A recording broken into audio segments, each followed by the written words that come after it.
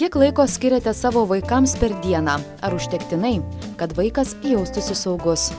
Į šį klausimą atsakykite tiesiog savo, tačiau sąžiningai, o jį užduoti paskatino ne itin džiuginanti statistika. Ligotų vaikų skaičius Lietuvoje nuolat auga ir svarbiausia, kad dėl to kalti patys tėvai. Didelis tėvų užimtumas turi neigiamos įtakos vaikų ir jaunimo priežiūrai, didėjančiam jų sergamumui. Gal kartais mes neįsivaizduojame, ką jaučia vaikai pirmą kartą praverdami darželio ar mokyklos duris, dėl žaislo susipykę su bendraamžiu ar sudrausmintas dėl netinkamo elgesio. Gydytojų teigimu, visus naujus pojūčius dažniausiai lydi tas baisusis stresas.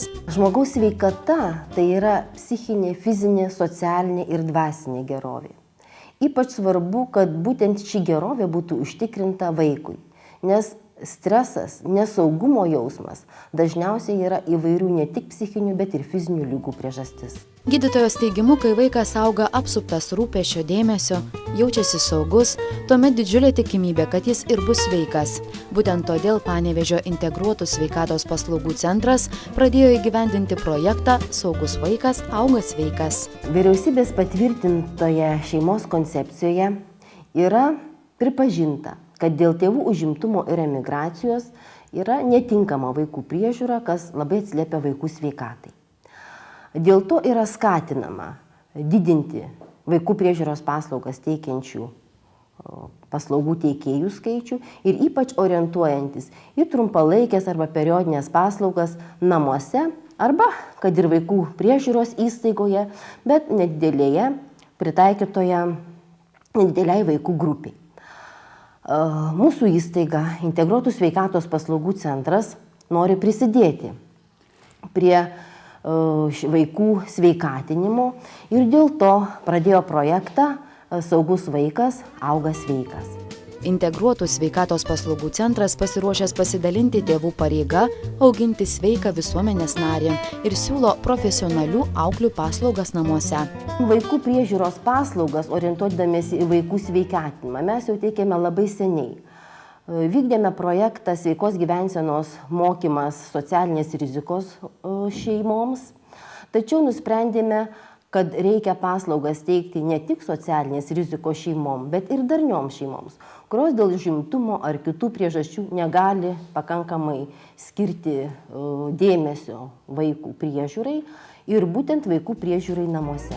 Šiuo metu jau suformuota auklių grupė, kuri pasiruošusi teikti paslaugas namuose.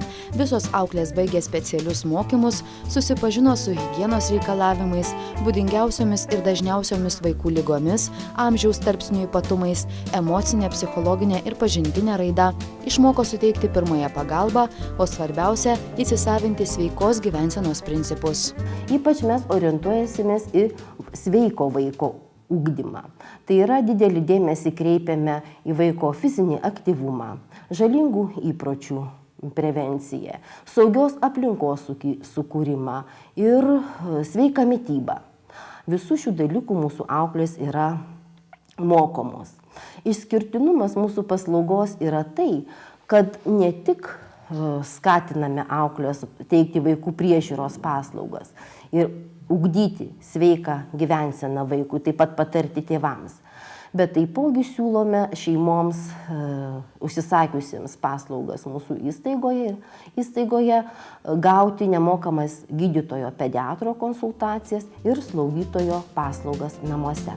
Profesionalios auklės pagal tėvų poreikius gali ne tik rūpintis vaikų namuose, kol jūs dirbate, bet ir jį palydėti į mokyklą, pasitikti grįžtančius, garantuoti kokybišką vaiko priežiūrą bet kuriuo metu, darbo dienomis ar savaitgaliais, jei reikia ir naktį. Šeima, su kuria bus sudaryta auklės paslaugų teikimo sutartis, galės pati pasirinkti auklę, nesuderinamumo atveju ją pakeisti kitą. Pasidalinkite vaikų priežiūros rūpesčiais su profesionalais.